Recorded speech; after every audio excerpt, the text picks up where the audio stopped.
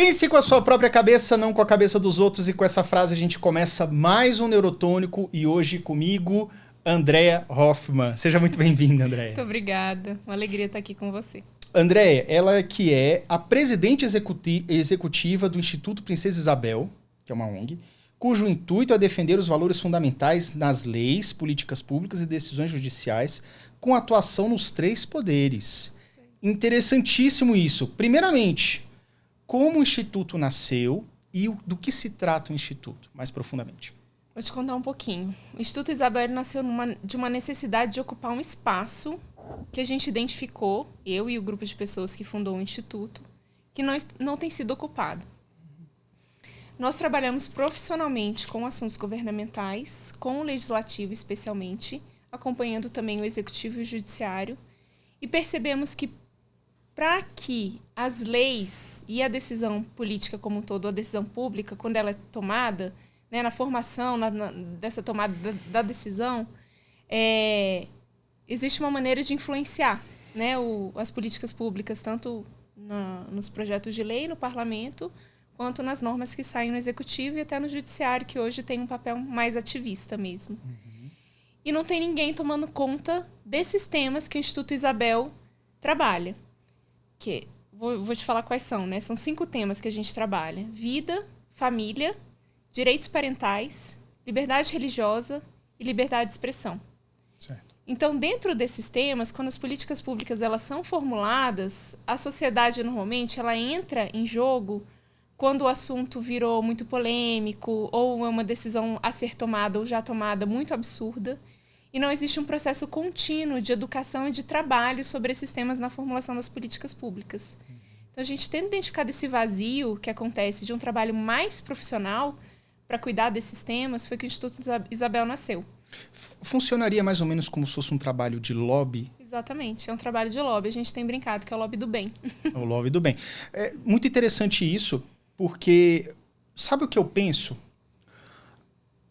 Até pouco tempo atrás, os poderes eles eram harmônicos entre si, as coisas funcionavam bem, ninguém costumava quebrar as regras, mas o que eu sinto é que aos poucos as regras foram sendo quebradas, ninguém é punido, não tem uma moderação, vamos quebrar mais um pouco, vamos quebrar mais um pouco. Eu sinto um avanço, parece que está se tornando um estado anárquico. Essa é a minha impressão. O que você acha disso? Então, eu acho que tem muitas coisas que envolvem talvez essa impressão que você tenha, né? Uma delas é o fato de tudo estar mais aberto, mais explícito, né? O fato da gente ter o acesso às redes, enfim, o YouTube, as redes sociais que sejam. É possível que a gente tenha mais acesso ao que está acontecendo realmente. Então, não que o que acontece hoje nunca tenha acontecido, mas eu acho que agora tem se tornado um pouco mais transparente. Entendi.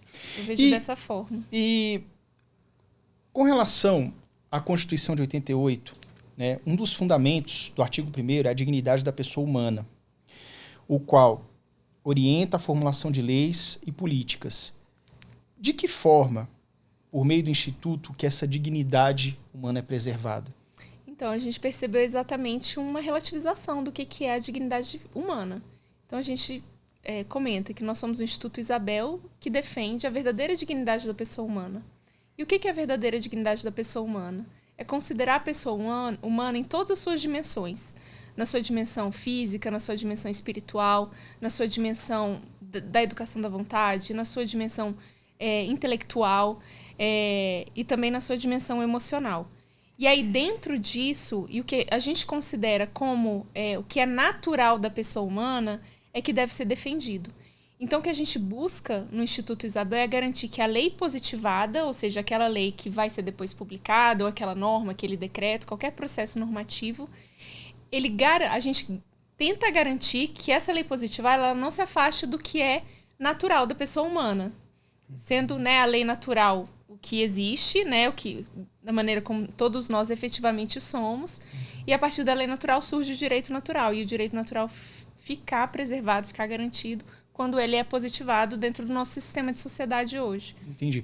André, explicando para o pessoal, o que seria o direito natural? Então, o direito natural é aquilo que é inerente à pessoa humana, de forma natural.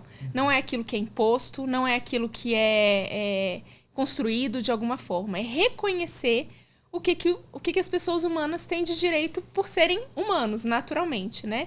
Essa teoria, existem várias teorias de direito natural, mas hoje em dia talvez a mais conhecida, mais estudada academicamente, é de um professor de direito natural, um filósofo, né, jurista australiano, radicado na Universidade de Oxford. Ele ainda é vivo, hoje mora, acho que na Escócia, que chama John Finnis. Então, John Finnis desenvolve toda uma teoria, né, do direito natural e da lei natural para que ela seja aplicada na sociedade como um todo, né? Então, eu vou dar alguns exemplos, assim. Por exemplo, a gente tem uma lei que vou falar de uma coisa assim, pode ser bem polêmica, Pode né? ser mesmo.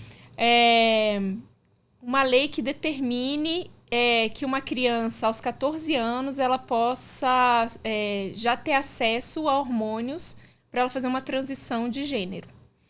Então, uma menina se identifica como menino e ela quer agora tomar hormônios para virar menino, com 14 anos, né? Será que isso, quer dizer, como é que a gente vai olhar essa política pública? Ela pode ser olhada de várias formas. A criança com 14 anos, ela já é uma adolescente, ela já pode, sei lá, tomar uma decisão nesse sentido. E se ela tomou uma decisão firme nesse sentido, ela deve sim passar por esse processo. Quando ela chegar na vida adulta, ela vai ter menos... enfim, vai conseguir chegar, né, no gênero que ela quer chegar antes, enfim, com Eu imagino que essa intervenção ela deveria ser antes justamente para aproveitar a puberdade e fazer uma transição mais fácil, imagino, talvez. Então, por exemplo, você pode seguir essa linha. Por outra linha, você pode pensar assim, peraí, ela nasceu biologicamente uma mulher, né, uma menina. Na adolescência é comum passar por uma fase psicologicamente confusa, que faça com que ela acabe se identificando com outro sexo por vários motivos, pela ausência, às vezes, de uma figura paterna, ou pela maneira como... Enfim, né, na história da vida dela, realmente existem dados, né, muito ligados a essa ausência da figura paterna nesse caso. E uma decisão tomada aos 14 anos que vai influenciar a vida dela inteira e ela vai encarar inúmeros problemas de saúde, porque vai passar por essa transição hormonal e depois outras questões que vêm de saúde mesmo. Vai fazer com que ela tenha muitas consequências de saúde na vida dela e psicológicas também. E depois outro dado que tem também é que é comum chegar aos 18, 20 anos, quando sofre um processo de amadurecimento, essa fase de não se identificar com o próprio sexo biológico acabar passando e a pessoa entende, amadurece e tal, quem ela é e se aceita como ela nasceu, né? Então, uma política pública como essa, baseada na lei natural e no direito natural, o Instituto Isabel vai ser contra uma hormonização de crianças com 14 anos. Porque as consequências de uma hormonização são nefastas na vida de uma pessoa com base em dados científicos. Então, assim, o nosso trabalho com uma linha no sentido da preservação do direito natural e com base em dados técnicos, profissionais, científicos, jurídicos, embasados, é que vão embasar o nosso trabalho depois para a gente influenciar uma política pública no Congresso Nacional. Então, nesse caso, o Instituto Isabel vai optar pela preservação da dignidade dessas pessoas que, numa idade ainda muito tenra, não tem capacidade não é de fazer uma escolha, né? Mas sim de que o Estado não disponibilize algo que vai fazer muito mal a ela no futuro. E, consequentemente, né, não só a sociedade onde ela está inserida, mas a sociedade como um todo, né? Porque vai exponenciando isso. Eu acredito que isso é até um pouco contraintuitivo, essa dualidade das coisas. Porque você tem, por um lado, o ECA, que protege a criança ou adolescente até a sua maioridade legal aos 18 anos. Então, protege de tudo, de criminalização. Assim, se a pessoa comete um crime, um delito, ela vai ter penas menores, porque ela ainda está em processo de amadurecimento. Ou seja, é o indivíduo que o Estado encara como sendo incapaz de arcar plenamente com as suas consequências. Eu não sei como é que é a legislação, mas eu não acredito que uma criança de 17 anos, adolescente de 17 anos, possa simplesmente chegar no hospital e falar assim, então, eu quero fazer uma cirurgia plástica, sem autorização dos pais. Eu acho que até para viajar você precisa de autorização acima dos 16, abaixo dos 16 anos, por exemplo, se eu não me engano. Não sei se é 16 ou 18. Mas voltando aqui, É contraintuitivo o Estado querer abrir exceções justamente com coisas que possam ter uma consequência muito grande. Eu corroboro com essa visão do Instituto, inclusive por conta de que você tem muitas questões internas que estão em formação. Talvez você esteja confuso durante a fase da adolescência. Eu lembro, eu tenho 40 anos, mas eu lembro como minha adolescência foi conturbada.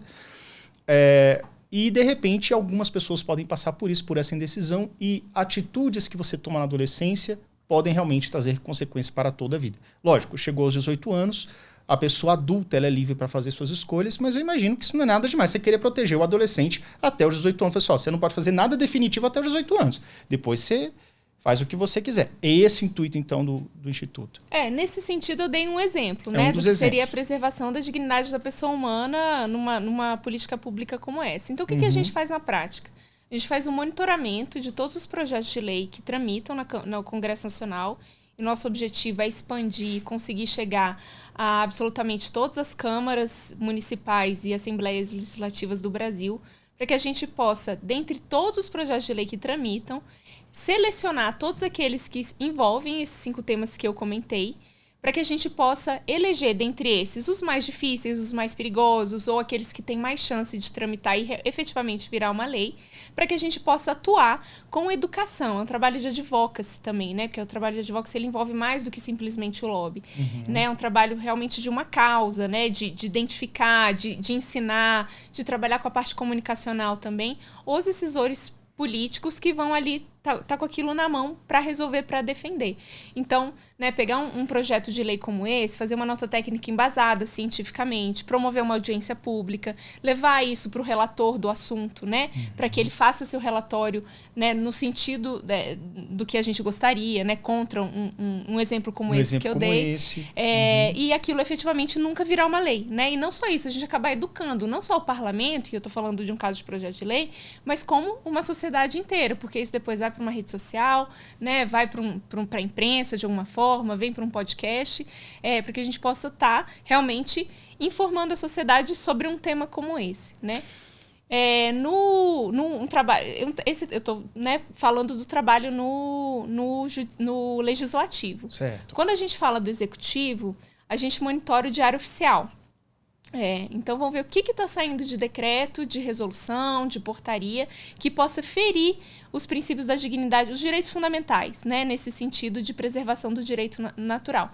E muitas vezes a gente não vai conseguir atuar antecipadamente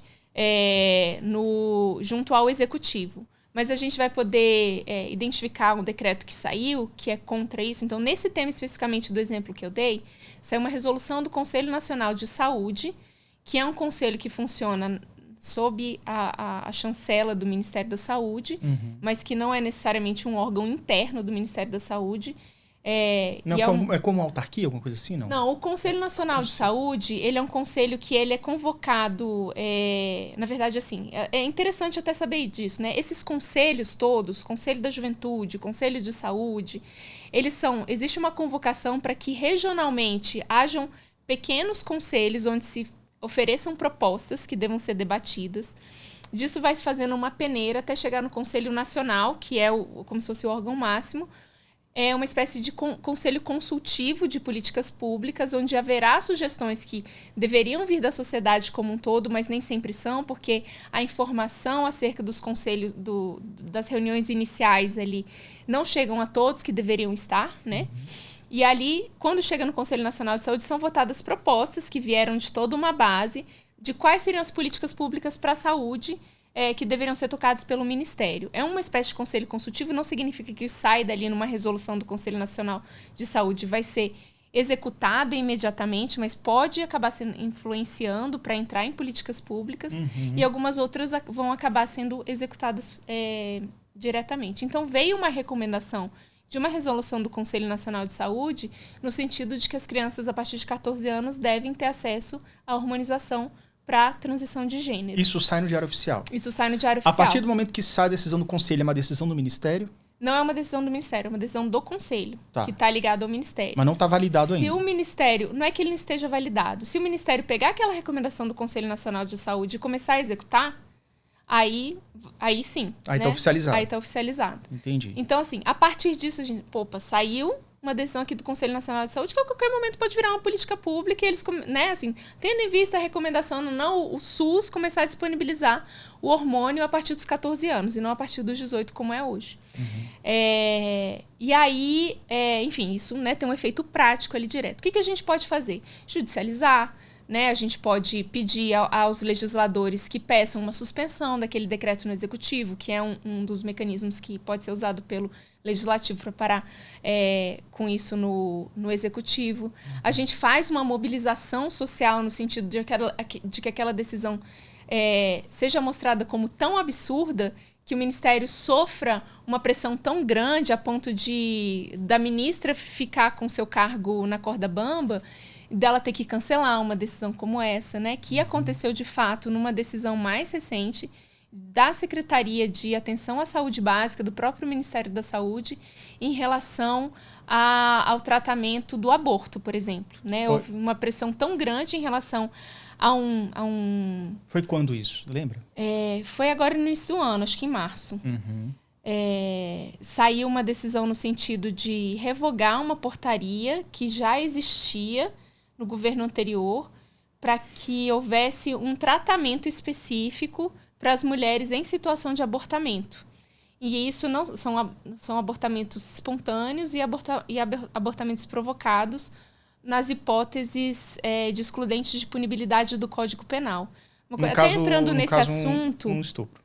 Um estupro, okay. Na verdade, são 3 as possibilidades, né? O aborto no Brasil, ele não é legalizado. Então, quando a gente fala de aborto legal, entre aspas, isso não existe. São exceções. Existem exceções, exatamente. Ele é sempre punido, mas naqueles 3 casos, ele não vai ser punido. Então, a gente chama de uma excludente de punibilidade, que é no caso do estupro, no caso do perigo para a mãe, de morte, de vida, né? Vida.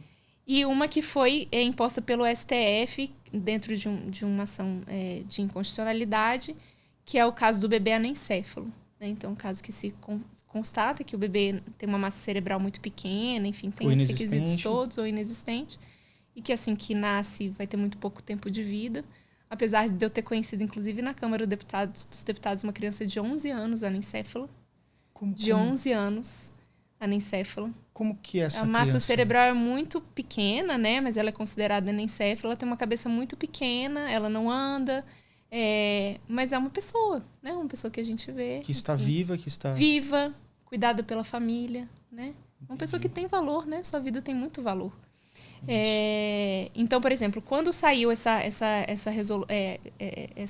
decisão do Ministério da Saúde, de uma secretaria do Ministério da Saúde, revogando uma portaria que indicava mesmo quais deveriam ser essas ações de forma muito técnica e científica, como deve ser mesmo, exatamente para meio que liberar geral, tá? Essa questão do aborto, especialmente por estupro. Hoje em dia, não se pede nem um boletim de ocorrência. A mulher alega. Você alega que foi um estupro alega e vai lá e o hospital faz, né? O hospital de referência faz. Ou seja, na prática, nós temos o aborto, infelizmente, liberado no Brasil. Na prática, né? Mas não é isso que acontece. E aí, ali naquela situação, então, o Instituto Isabel pensa assim, o que a gente pode fazer em relação a isso? A gente precisa fazer pressão. Então, não só parlamentares ali que souberam também dessa notícia, mas também o Instituto Isabel conversou com alguns stakeholders fundamentais ali, que fosse feita uma pressão ali junto ao próprio presidente da Casa, da Câmara dos Deputados, que fez uma pressão junto ao Executivo e essa decisão foi revogada, digamos então, assim. Aí, a minha dúvida é o seguinte, com relação aos poderes nesse caso, o caso de você, uma pessoa que alega, sem boletim de ocorrência, sem investigação, então, fui estuprada, então eu vou abortar aqui. Desde quando que isso é feito, sem qualquer tipo de comprovação ou de boletim de ocorrência, e isso seria caso de ser pressionado o executivo ou o legislativo? Então, isso é um caso de pressionar o executivo, porque é ele que tem a caneta na mão para a regulamentação da lei. Sim. Apesar de que o próprio legislativo também poderia implementar uma lei nesse sentido, né? Originalmente não seria o seu... Sua atribuição. Sua atribuição, tecnicamente, né? Mas certo. o legislativo faz. Então, isso a gente pode ultrapassar. seria o executivo. Mas assim, que eu tenho notícia já tem alguns anos, né, que isso tem acontecido, uns 3 anos. Entendi. É bastante difícil isso, porque a questão da dignidade humana é controversa. Se você pegar na França, parece que na França, se eu não me engano, recentemente foi liberado o aborto de qualquer forma, como um direito fundamental constitucional, e isso vai de encontro ao direito à vida do próprio feto. Exatamente. Né? É muito complicado isso, porque a pessoa acha assim, não, se está dentro de mim, então ainda eu tenho um poder acima dele, desta pessoa que está dentro de mim. Uma mulher falando, digamos assim. Mas realmente é algo difícil. E essa questão do judiciário ter implementado, ter julgado a questão do bebê anencéfalo, que não é uma coisa bastante controversa, apesar de que talvez não seja tão controversa quanto a própria legalização do aborto em si, né? O que você vê? Você acredita que é papel deles fazer esse tipo de interpretação? Então, isso daí é um assunto muito complicado mesmo, porque o judiciário, ele é um dos 3 poderes, né, de uma república, de uma democracia em que deveria contrabalancear, né, enfim, ser a balança mesmo, enfim, das políticas públicas. E ali ele dentro de uma atribuição no sentido de que onde não há uma política pública no sentido de endereçar um problema atual, ele se colocar no lugar e efetivamente endereçar e criar essa política pública. Foi isso que aconteceu nesse caso. Na prática. Na prática, e é isso que acontece em muitos outros casos, né? Ao invés dele, por exemplo, até recentemente a gente teve uma coisa até em contrário, que foi uma coisa positiva, que o Supremo Tribunal julgou um caso em que deveria se determinar a questão da licença paternidade. A licença paternidade, até hoje, ela está regulamentada, não está regulamentada, na verdade, né? Ela está prevista no ADCT, o Ato das Disposições Constitucionais Transitórias da Constituição de 88, prevendo 5 dias para uma licença paternidade. Mas o Estado deveria ter regulamentado isso através de lei. Até hoje está ali só... Exatamente, desde 1988. Então, esses 5 dias que os pais têm direito estão lá na DCT ainda, né? Então, isso foi objeto de uma ação judicial junto ao Supremo, e o Supremo julgou assim. Então, o Legislativo tem o prazo de, agora, se não me engano, 120 dias para regulamentar a licença paternidade no país. Então, assim, acho que foi uma decisão mais sábia nesse sentido, porque esse tipo de coisa cabe ao Legislativo. Assim como teria cabido essa questão do anencéfalo. Tem uma situação fática, então quem é que tem que determinar isso? O Legislativo. Se entraria uma mudança no Código Penal para incluir essa excludente de punibilidade. E não foi o caso. Ele se colocou no lugar e fez. E isso está errado. Por isso que eu acho que é tão importante a convocação de audiências públicas. Porque, tudo bem, você vai lá no Congresso, a Casa do Povo, a representação, os 513 deputados, mais os senadores. Mas, às vezes, eu fico... A impressão que dá é que no próprio debate são ditas coisas tão absurdas na hora de defender a argumentação, que eu falo assim, gente, parece que as pessoas não estão sendo ouvidas. Ainda mais esses assuntos que são polêmicos, não cabe somente àqueles que estão representando tomarem essa decisão. Eu acho que é importante ter essa questão da audiência pública. Então, na hora que... assim, falando do Instituto, que o Instituto tem atuado dessa forma presente, de pressionar, convocar audiência pública, etc. Mas para o cidadão comum, que às vezes não esteja lidando com um tema especificamente que vocês podem ajudar. Como que seria o caminho das pedras, então? O cidadão que quer mudar uma realidade, convocar uma audiência pública, tem que chegar para um deputado, para um senador? Como seria? Então é isso. Um cidadão que conhece muito bem daquele assunto, quer fazer parte daquela política pública, ele tem que procurar os parlamentares que estão envolvidos com aquilo, seja o autor daquele projeto de lei, seja o relator para aquele assunto em uma comissão ou em plenário, para levar a conhecimento o que ele sabe sobre esse assunto. Inclusive pedir, né? Olha, não seria bom fazer uma audiência pública sobre esse assunto? Eu me coloco à disposição para falar nessa audiência pública e indicar outros nomes para isso. Perfeito. Né? E o Instituto Isabel faz muito esse papel de identificar pessoas que possam falar de forma muito profissional e técnica sobre os assuntos, para que a gente possa levar o debate para dentro do parlamento. E não só no parlamento, né? No próprio executivo existe também a possibilidade de consultas e audiências públicas. E a gente monitorando o que está acontecendo no executivo, a gente consegue também entrar, não só falando oralmente, mas com documentos por escrito, né? E no judiciário, a gente pode atuar através das ações mesmo, tanto propondo, né, propondo nas condições em que o Instituto, como uma ONG, possa entrar, tem legitimidade para entrar com alguma ação constitucional, como amicus curiae, em ações que já tramitam, né, e que tratam desses temas. Então, agora a gente está num momento realmente de levantamento de ações no Supremo Tribunal Federal que tratem sobre esses temas, para que a gente possa entrar como amicus curiae e ajudar também na formação dessa opinião legal, opinião jurídica, que depois vai ser decidida entre os 11 ministros da Suprema Corte Brasileira. Me diga uma coisa, só concluindo essa questão aí da audiência pública. O que é decidido ou levantado em ata de uma audiência pública, ele é como se fosse uma espécie de parâmetro oficial para que os tomadores de decisão, parlamentares principalmente, possam decidir sobre uma causa. Por exemplo, teve uma audiência pública de várias horas, o lado positivo e o negativo, assim, o que é a favor, quem é contra, chegou a uma ata, um senso comum ali. E aquilo é utilizado para, por exemplo, tomada de decisão, votações em plenário. Ele fica, na verdade, como um repositório sobre o tema. Um repositório sobre o tema. E ali, o decisor depois pode consultar, rever as audiências públicas, olhar os documentos, as apresentações que foram levantadas, para que ele possa formular o relatório que ele vai levar, por exemplo, a discussão, a debate em uma comissão. Né, onde o projeto de lei vai passar e ele vai ser votado. Né? Porque dentro do processo legislativo existem várias possibilidades. Um projeto de lei ele pode ser proposto, né, por um deputado, e também existem outras oportunidades de apresentação de propostas legislativas, inclusive por cidadãos ou pelo próprio executivo.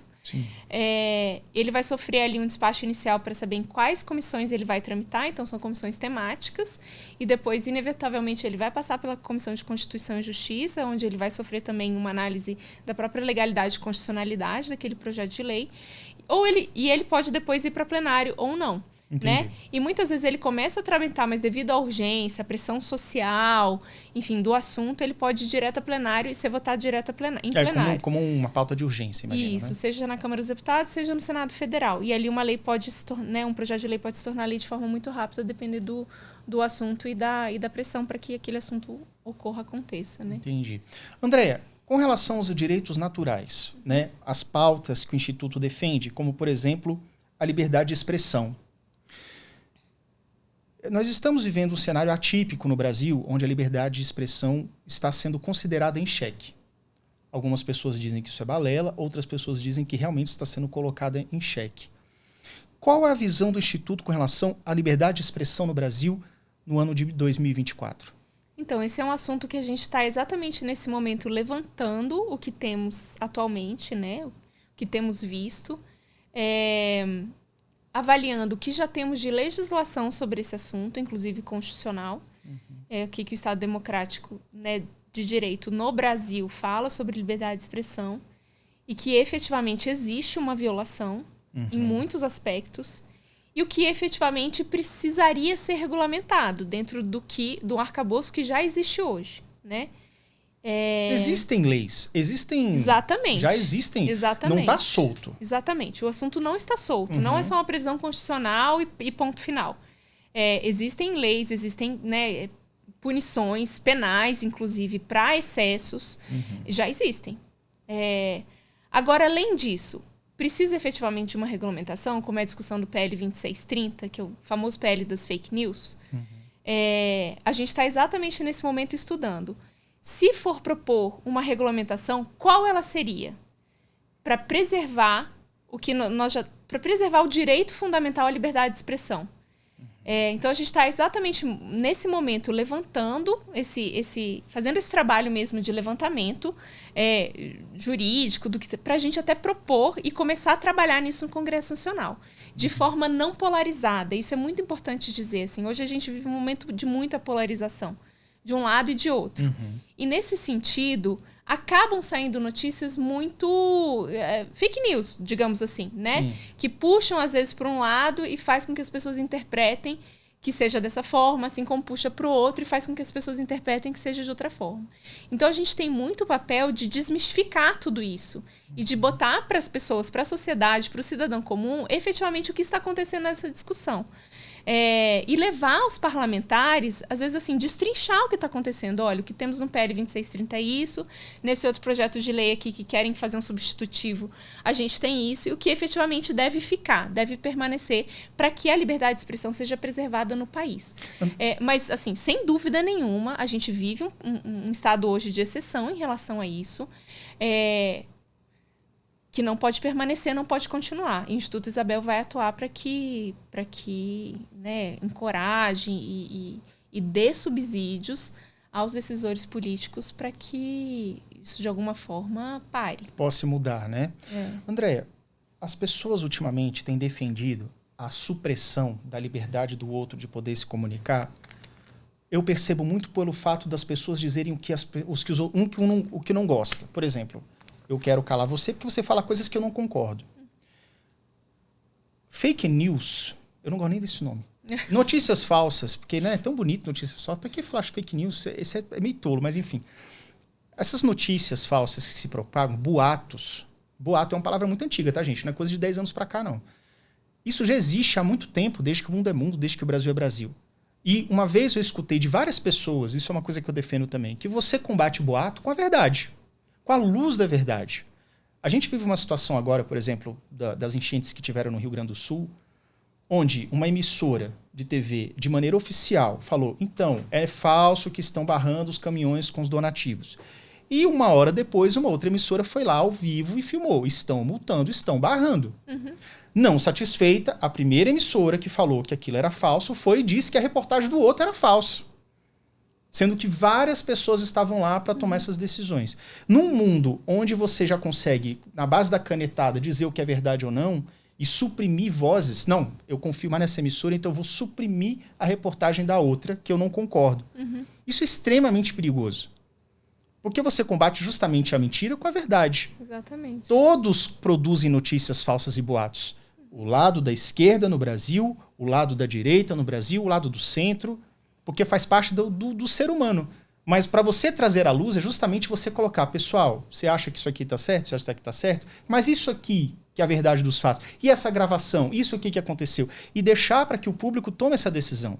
Não é assim que deveria ser o Estado democrático? Como estudar para concurso público? Eu sei que essa é a principal dúvida que vem quando você lê aquele edital enorme e fica perdido, sem saber por onde começar. Fui aprovada em concursos de alto nível, como o do Banco Central, e desenvolvi um método prático para que você não perca mais tempo. Saiba mais no link da descrição. Então, a busca da verdade é muito difícil, né? Dentro disso tudo que você comentou, porque a gente pode pegar um vídeo antigo e dizer que é novo, né? A gente entra numa rede social hoje e vê um vídeo de uma situação que pode ter sido de 2, 3 anos atrás.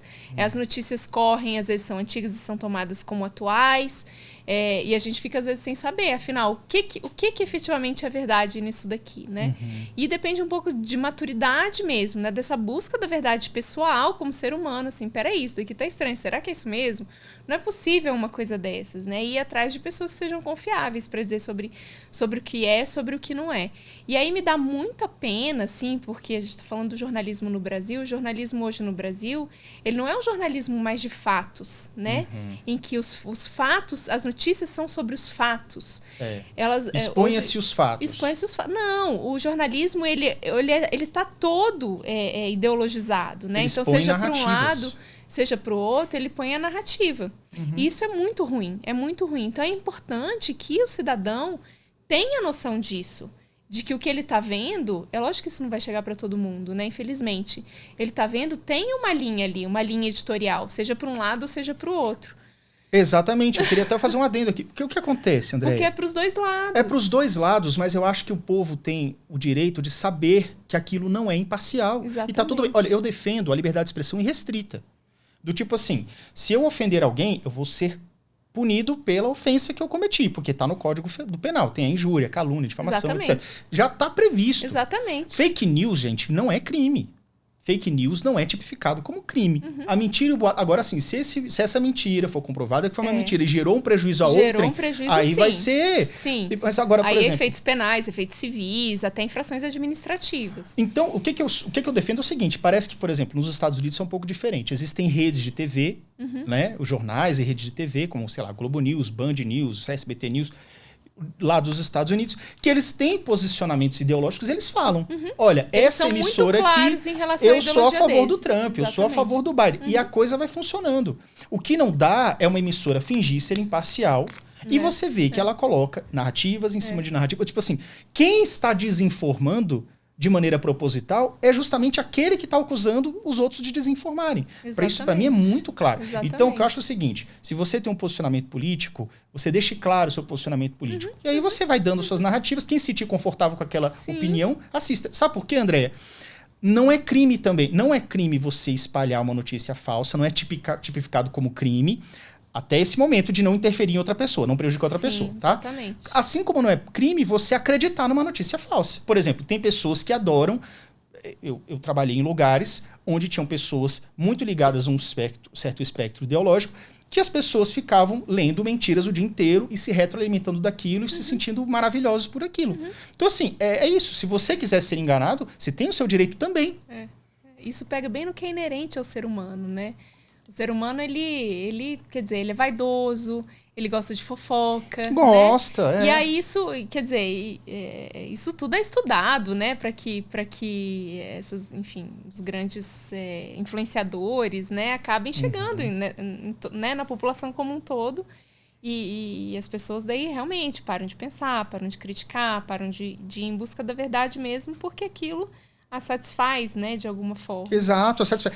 Então, gente, isso não é crime. Isso não é... Agora, o perigoso é você pegar um influenciador que fala mentiras e propaganda, e ele fala assim que o outro tá mentindo, que o outro deve ser calado. Isso não pode ser feito. Simples assim, pelo menos essa é a minha opinião. Agora, me diga uma coisa. Com relação às questões... Voltando um pouco ao assunto anterior, o conceito de dignidade humana, que é um dos atributos, né, que o Instituto defende, afirma que cada indivíduo tem um valor intrínseco e merece respeito, independente da sua posição social, raça, gênero, religião ou qualquer outra característica, tá? Diante desses últimos acontecimentos que têm acontecido aí no Brasil e tudo, você acredita que a dignidade está sendo preservada? Algumas pessoas podem, de repente, acusar o Instituto de falar assim, não, porque é direitista, que é fascista e não sei o quê, porque o adolescente tem direito a fazer a sua transição, se assim quiser. Como que encara isso? Então, o Instituto ele se coloca de uma forma realmente muito técnica e muito profissional, né? No sentido de que os nossos posicionamentos eles vão estar embasados, não num achismo ou não, enfim, porque a gente... É porque quer, porque gosta. Quer, gosta, porque a gente está mais ligado a essa linha ou outra, né? E sim porque a gente estudou, porque a gente tem embasamento técnico, jurídico, científico para poder defender aquele posicionamento. Então, ocupar esse espaço dessa forma, né? Exatamente para que a gente saia da superficialidade nos debates. Hoje em dia, os debates realmente são muito superficiais. Vem muito, né, enfim, de frases prontas, de efeito, né? E a gente tem, infelizmente, pouco debate, um pouquinho mais aprofundado, né? Então, a gente quer chegar aí, poder, às vezes, desmistificar ou destrinchar ou colocar em palavras mais fáceis essas discussões que têm que ser um pouco mais aprofundadas. Porque, afinal, é o destino da nossa nação, né? Da sociedade. E não só isso, a gente precisa refletir nas políticas públicas o que a sociedade efetivamente precisa, o que a sociedade efetivamente não só quer, mas precisa, né? Andréia, sabe o que eu percebo? Existe algum tipo de... Uma amiga minha fala que é maldição sobre o Brasil. Eu não gosto dessa palavra. Existe alguma coisa, uma nuvem, que impede o Brasil de crescer. Segue meu raciocínio. Outro dia eu vi uma reportagem de uma pessoa, acho que Mamãe Falei, do MBL. Ele estava lá questionando uma galera e tal, e aí uma pessoa foi questioná-lo sobre a posição dele. E aí ele falou assim, aí o Mamãe Falei falou alguma coisa, Arthur Duval, ele falou assim, não, porque o Brasil ele gasta muito com políticas públicas que não dão certo e tal, deveria ter mais liberdade econômica. Aí a resposta do cidadão foi assim, mas aqui é Brasil. Tipo assim, não vai funcionar como em outros países. Esse aqui em Brasil é como se fosse assim, eu aceito uma desculpa a pra mediocridade, uma desculpa para tudo, para que as coisas permaneçam erradas como estão. Sabe o que eu sinto falta? Eu sinto falta do Brasil viver uma história como, por exemplo, os tigres asiáticos, Taiwan, países que estavam há 50, 60, 70 anos atrás, devastados, pobres, e hoje são extremamente ricos. A própria China mesmo. Tudo bem que a China é uma potência há muitos anos, mas é um crescimento acelerado que a gente poderia ter também, até pela nossa vastidão de recursos naturais. Sim. O que você pensa nisso? Você acha que falta alguma coisa na mentalidade do brasileiro, que é por isso que é tão difícil a gente dar um próximo passo? Falta. Tem uma resposta muito pessoal para isso, tá? Não é uma posição institucional do Instituto Isabel. É a Andréia falando. A gente nunca sofreu. O Brasil nunca sofreu. Grandes guerras, grandes terremotos. Fome. O Brasil nunca sofreu nesse sentido, nesse nível, né? A gente não está falando da situação do Rio Grande do Sul agora. Não, falta uma maturidade ao povo brasileiro. É isso. Eu sinto isso. Olha, tá tudo bem. Tá tudo bem, mas você entende que isso realmente é uma realidade. É uma realidade. Eu concordo com você. É uma realidade. Sabe o que? Eu já ouvi falar disso também e concordo plenamente. Por exemplo, a França, por exemplo, escargot. Você acha que escargot vem do quê? Ai, vamos ver. Cara, escargot veio de uma época que não tinha nem rato para comer. Exatamente. Só tinha aquilo ali. Por que o chinês come escorpião, barata, né? Exatamente. Então, assim, povos que sofreram de guerra, de fome, de peste, de não sei o quê, coisas que a gente... tem abundância. A gente tem abundância. Então, são pessoas que amadurecem. O brasileiro é como se fosse um adolescente de 40 anos. Que fica com um discursinho, tá na casa dos pais, tá no conforto, porque nunca passou mesmo um aperto para poder, de repente, moldar um pouco essa sua mentalidade de alguma forma. É isso, Andréia? É isso. Concorda com isso? É isso. A gente só aprende pelo... Quer dizer, lógico que a gente aprende de outras formas também, mas pelo sofrimento, com certeza, a gente aprende mais e mais rápido. Pela dor, né? Seria uma das formas que a gente pode ter. E com relação ao símbolo do Instituto, por que é a flor de camélia? Então, o Instituto Princesa Isabel, né? Nós nos baseamos na figura da Princesa Isabel. O Instituto não é monarquista, tá? A gente então ele não tem uma ligação com a família real. Ele não tem uma ligação com a família real, nós não defendemos o monarquismo no Brasil, não é isso que está por trás. Mas buscando um nome para o Instituto que pudesse refletir um pouco do que a gente está fazendo e quer continuar fazendo, a gente encontrou a figura da Princesa Isabel, que foi uma mulher muito corajosa, que defendeu a liberdade no país. Então agora a gente está muito próximo do dia 13 de maio, que foi a data da assinatura da Lei Áurea. E ela foi muito corajosa, né? A assinatura da Lei Áurea, não só da Lei Áurea, mas também, enfim, várias posições que ela teve na posição de princesa regente do país, enquanto seu pai estava fora do país, ela foi muito corajosa e muito fiel aos seus valores. Então, ela tem qualidades e virtudes que a gente traz para o Instituto, muito fiel aos seus valores, corajosa, fez com que aquilo custasse a coroa dela, né? Então tem até uma história interessante aí que depois ela mandou fazer uma coroa para imagem de Nossa Senhora Aparecida que apareceu no Rio Paraíba, né? Não, o Instituto não é católico, né? Tá, né? Mas assim, né? Você mostra assim, uma pessoa de virtude, olha. Eu não posso reger esse país, né? Talvez, enfim, vou dedicar, né? Essa regência ali, aquela figura, né? Espiritual dentro do catolicismo e tudo mais. Então, assim, tendo em vista quem ela é, a gente se inspirou nela para colocar o nome do Instituto, viu, né? Que era um nome que não precisava de autorização para ser usado. Sim. É um nome já domínio público, né? De domínio público, exatamente. E aí trouxemos isso. E a camélia tem a ver com ela, né? Tem a ver com tudo isso. E aí a gente estilizou ali a camélia para colocar o símbolo do Instituto. Eu achei que ficou de bom gosto. Obrigada. A gente buscou essa elegância, né? Porque o nosso trabalho é muito sério. Sim. Nosso trabalho é muito sério. Nosso trabalho não é eu ia fazer uma pergunta para você, que agora eu me quebrei. Porque vocês falaram que não tem um viés monarquista. Apesar do nome ter sido bem uma boa escolha. Eu simpatizo com a monarquia, a história da monarquia do Brasil. Eu acho que a monarquia não deveria ter acabado. Mas isso é outro assunto. Então vocês, por exemplo, não defenderiam uma presença, uma criação ou algo do tipo de um poder moderador no Brasil? Olha, assim, teria que ter um juiz assim, porque na verdade a gente vê que o juiz é um dos poderes, e isso tá meio errado. Quem dá a palavra final parece que está sendo só um poder. É por isso que faltaria um juiz, né? Como é que você pensa a respeito de um poder moderador no Brasil? Então, o Instituto Isabel daí não vai ter uma posição firme sobre isso, né? Porque não é esse o nosso objetivo. Então, né, falar daqueles são os direitos fundamentais dentro desses 5 temas, né? Se um dia isso chegar, né, realmente a ser efetivamente debatido de forma bastante concreta, talvez o Instituto tenha que tomar um posicionamento em relação a isso, né? E se a gente entender que isso preserva e traz, né, a preservação e a reafirmação, a busca dos direitos fundamentais, da verdadeira dignidade da pessoa humana, provavelmente o Instituto Isabel vai apoiar. Falando em dignidade da pessoa humana, você acha que tem relação entre a dignidade da pessoa humana e os direitos humanos hoje, como é colocado? Então, por isso que a gente fala de verdadeiros direitos humanos, né? Então, no final das contas, nós somos uma ONG de direitos humanos, mas muito diferente dessas que a gente vê por aí. Eu tô percebendo que é um pouco diferente. Mas isso eu quero saber, a relação se há... Porque a gente vai contrapor, na verdade, muito do que muitas ONGs de direitos humanos trazem e falam, né? Cada ser humano ele foi criado de forma muito única e todos os seres humanos merecem o seu valor. Desde aquele que está no seu dia 1 da fecundação, né? Que ali o espermatozoide e o óvulo formaram um zigoto e ali já contém todo o DNA da pessoa humana. Então, desde esse, né, até todos os outros que estão aí, né, no nosso país. Todas as minorias e maiorias, né? Então, todos eles merecem viver bem como seres humanos dentro da sua dignidade de seres humanos que eles devem ter. Mas, assim, não priorizando em relação a outros, não é? Colocando um sobre o outro. Nem colocando um sobre o outro. Aí a gente volta um pouco à questão do aborto, que é um assunto bastante intrínseco do Instituto. Digamos que alguém vinha questionar vocês. Tá bom, que bonito. Então, eu tive uma gestação não esperada.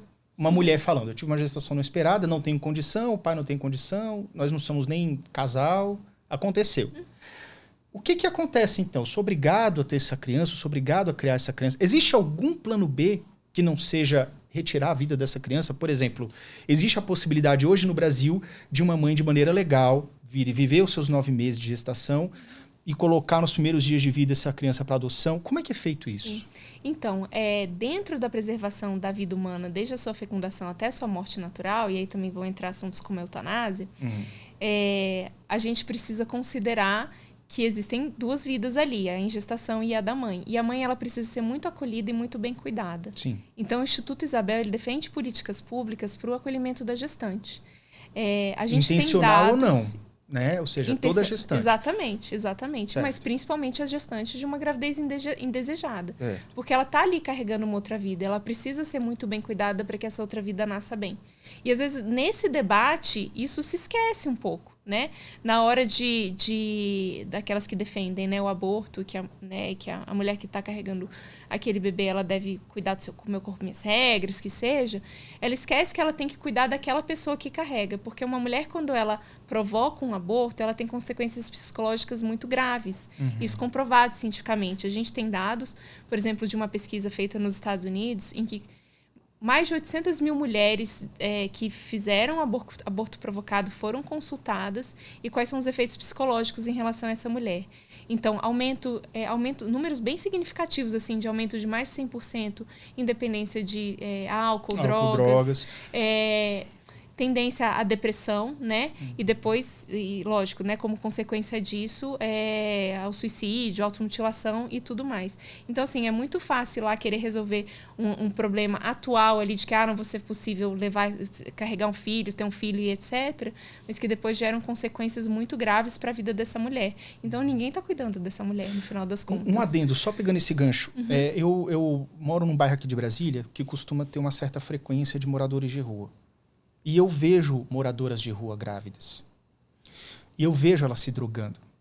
E eu penso assim, caramba, a pessoa já está numa situação muito difícil. E ela já está condenando aquela criança que está ali dentro. Às vezes nem está sabendo disso, obviamente. Sim. Mas toda vez que ela está ingerindo uma substância ilícita ali, ela está prejudicando o seu feto, que vai ter problemas ao nascer e para o resto da vida.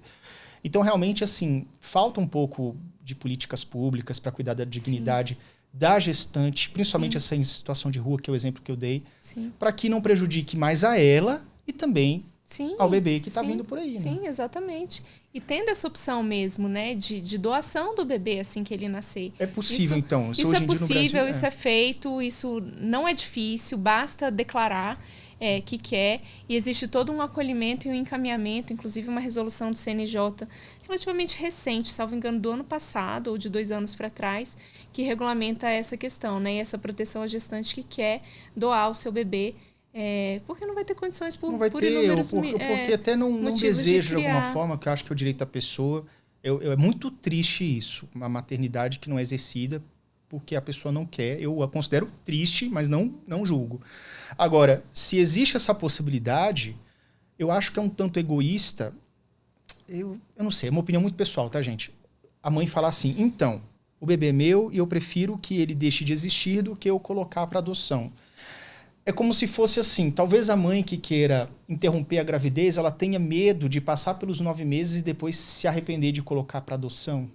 Ela tem vergonha da gravidez, tem muitas situações, né? Às vezes até, sei lá, idade, traição, não sei. Enfim, muitas situações. São muitas as situações ali, né? Mas existem muitas possibilidades também, né? Então o que a gente tem que fazer é realmente fazer o máximo para que as 2 vidas sejam preservadas dentro daquilo. Mudando um pouquinho de assunto, por qual razão o Instituto Princesa Isabel e outras frentes parlamentares emitiram nota de repúdio à Resolução 34 de 2024 do Conselho Nacional de Política Criminal e Penitenciária, que é o CNPCP, que diz: define diretrizes e recomendações referentes à assistência socioespiritual e à liberdade religiosa das pessoas privadas de liberdade. Como que é isso?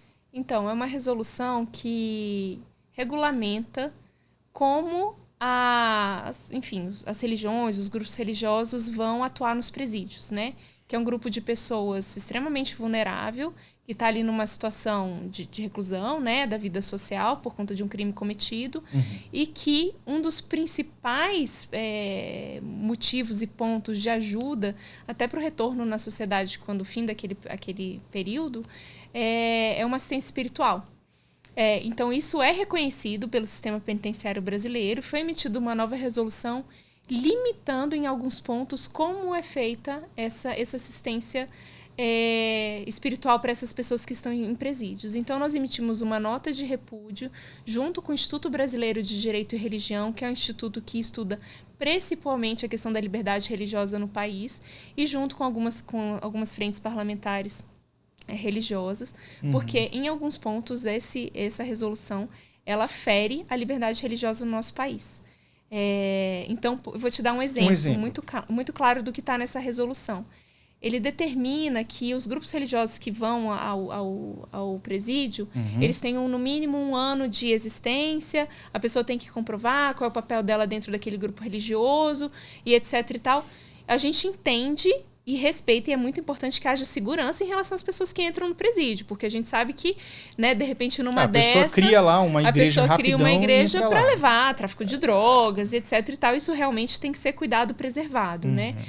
Mas ele excetua as religiões de tradição oral e de religiões de matriz africana, que essas daí não precisariam ter esse requisito. Então, ele está usando 2 pesos, 2 medidas. Exatamente.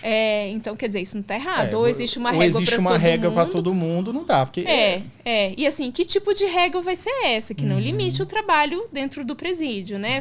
Proibir a venda de artigos religiosos, enfim. Então, a gente pegou alguns pontos da resolução, que ela não é de todo ruim, é importante, que tem uma regulamentação em relação a esse assunto, mas da maneira como ela está colocada ali, ela está limitando a liberdade religiosa, efetivamente. Então, nós não só emitimos uma carta de repúdio, como endossamos um parecer também que foi feito por um grupo técnico dentro do IBDR, que destrincha um pouco mais esse aspecto da liberdade religiosa no país e por que essa resolução nesses pontos está ferindo a liberdade religiosa, que é constitucionalmente protegida, que é um direito fundamental. As pessoas têm mexido muito nisso. De terem mudar lentamente com esse negócio de régua a liberdade religiosa. Exatamente. Eu sinto até que existe uma certa perseguição ao cristianismo. Existe. No Isso Brasil. É fato. E é engraçado que as pessoas colocam o cristianismo, o cristão, como se fosse um dominante, uma maioria. E aí vamos supor, uma religião de matriz africana, uma minoria. O que de fato é um país que ainda é considerado, sua maioria, um país cristão. Mas existe sim ataques sistemáticos à questão do cristianismo. É aí que tá. eu sou muito a favor da liberdade de expressão desde que amparada pela lei. Ou seja, uma liberdade de expressão que, à medida que você cruza a linha e começa a ofender, começa a difamar, aí você entra pelo crime de difamação, por exemplo. Né? Ou de calúnia, o que quer que seja. Então, é como se fosse assim. Não vejo mal em fazer piadas, mas eu acho que pode valer para qualquer tipo. Né? Às vezes, se você faz uma piada num humorístico, sei lá, que afeta alguma religião de matriz africana, isso é rechaçado, isso é criminalizado. Sim. Se for o contrário. Se for o contrário, se for contra uma religião cristã, é tranquilo, é suave. Isso é que me incomoda. Porque eu acho que no Brasil, antigamente, eu sou da década de 80, então a gente via TV pirata, que era uma esculhambação só. Botava o pessoal com aquele blackface, pessoas brancas com pintado de tinta preta para se passar por um negro ali, e rodava a baiana, fazia aquele negócio todo e passava. Aquilo era tudo considerado comédia. Hoje em dia, se é ofensivo ou não sei, eu não sei. Isso aí depende de como a sociedade atual de 2024 enxerga. Porém, o que eu acho é isso. Se você acha ofensivo para um lado, você tem que achar ofensivo para o outro. Ou você se ofende com os dois, ou você não se ofende com nada. Não é nem isso. Você pode se ofender só com um lado, sim, porque isso também é livre. Mas agora, assim, criminalizar, tem que criminalizar na mesma régua. Sim. Concorda? A gente tem visto aí líderes religiosos sendo perseguidos, né, por coisas que foram ditas em cultos, em homilias, e depois sofrendo processos criminais pesadíssimos e processos de danos, enfim, morais e difusos, né, que daí não é contra uma pessoa, enfim, uma coisa que sai numa pregação dentro de uma igreja para um público específico. Teve algo recente que assim? Está ali de forma bastante livre, né, para ouvir o que é pregado ali pelo pastor ou pelo presbítero, que seja, né, ou pelo padre, e que, enfim, fala coisas não diretamente ferindo ninguém, mas dentro do que é colocado dentro do cristianismo, né, dos evangelhos, das escrituras da Bíblia. De, né, uma associação de, sei lá, homossexuais ou de religiões de matriz africana entrar com ações civis públicas, né, envolvendo direitos difusos, dizendo que, né, aquele pastor feriu ali, etc. E essas pessoas serem efetivamente perseguidas e serem condenadas a valores muito altos. O próprio Ministério Público, né, que é legitimado também a defender os direitos difusos da sociedade, entrar de forma a perseguir mesmo essas pessoas. E efetivamente, a gente está vivendo momentos em que a liberdade religiosa no país está ameaçada, efetivamente, pelo que a gente tem visto, né, usando os mecanismos... Há um desequilíbrio, então. Existe um desequilíbrio, uma falta de um contraponto, de algo que, assim, beleza, se é errado para um lado, é errado para o outro, se é certo para um lado, é certo para o outro. E assim que deveria ser, pelo menos. Né? 2 pesos, 2 medidas. Você acredita, Andréia, falando de Andréia agora, por que o Brasil está mais do que nunca 2 pesos, 2 medidas? Você acha que existe um fator ideológico aí, um fator doutrinário, ou é uma coisa de cima para baixo, de baixo, tipo assim, o pessoal fala, Jorge Soros, que tem alguém financiando esses governos e tudo. O que você acha que pode estar por trás? Ou você não tem ideia disso? Então, existem muitas possibilidades, né? Se fala-se sobre financiamento internacional, Open Society, enfim, etc., que tem há muitos anos financiado um grupo, né, que já conseguiu entrar na sociedade, né, ao longo de muitos anos. Então, a gente está falando de coisa de 30, 50 anos para trás, ou até mais tempo, né, em que talvez haja uma estratégia mesmo de penetração na sociedade em todos os pontos e que isso tem obtido sucesso. Isso é uma das teorias, né? Outra é isso mesmo, que o Brasil acabou permitindo aos poucos que as ideias fossem entrando, porque por conta de sua própria história cultural, né? O Brasil é a maneira como ele foi descoberto pelos europeus, né, pelos portugueses, dos indígenas que viviam aqui no país, enfim, quando a gente vai estudar a história do Brasil, e aí existem muitas vertentes também, né, daquilo que às vezes que a gente estudou na escola na nossa época, que meus filhos estudam hoje na escola, né, que tenha sido uma penetração mesmo disso tudo, assim, é uma hipótese muito válida. Que me parece que efetivamente ampla, foi ampla e que teve muitos sucessos, né? E que agora existe talvez as pessoas acordaram, né, de um outro lado para peraí, não dá para continuar assim. Que a coisa tá avançando e não existe uma... Agora, uma coisa assim que a gente precisa fazer é lidar com a nossa realidade. Então, assim, a gente não pode também ficar definindo como era no passado, como deveria ter sido. Então, o que temos hoje é isso. E é isso que a gente precisa combater. Né? Onde não está bom, para onde não deveria ter caminhado. E ter esperança, sabe? Hoje em dia eu vejo as pessoas muito desesperançosas, né? Tudo isso está acontecendo, então é assim mesmo, né? Então vou ter o fim. Vou ter que aceitar que... Vou entrar num outro assunto polêmico aqui. Que minha filha vá para a escola e um menino que se identifica com menina use o mesmo banheiro que ela, né? Então, eu acho um erro isso. Pois é, quer dizer, isso é lógico que a gente imagem para tudo quanto é tipo de coisa. Exatamente. De perversidade. E a gente tem ouvido histórias muito complicadas, né? De abuso e etc. É uma coisa muito maluca, assim, né? Fora mesmo da racionalidade. Uhum. Então, quer dizer, então vou ter que... Não tem que aceitar, né? Tem que realmente ter coragem para dizer como deve ser. Mas falta um pouco de embasamento, né? De fundamento, porque isso foi penetrando, então as pessoas começam a aceitar os discursos e a repetir os discursos. E aí falta educação, falta conhecimento, né?